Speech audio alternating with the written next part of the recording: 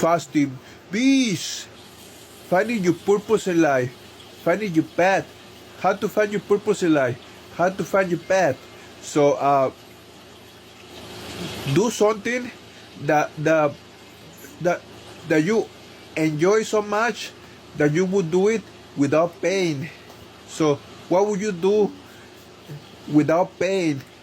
So like me, I can go to the gym every single day. Nobody has to pay me nothing. So I can do intermittent fasting every day.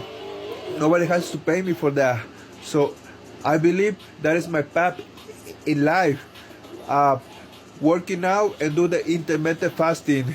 So I can teach somebody, I can teach people how to do intermittent fasting, and I can teach people building muscle. So that's how you find the path in life.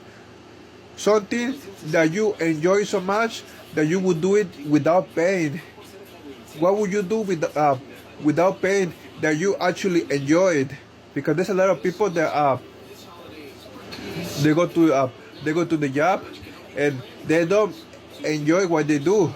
So they use there to make money.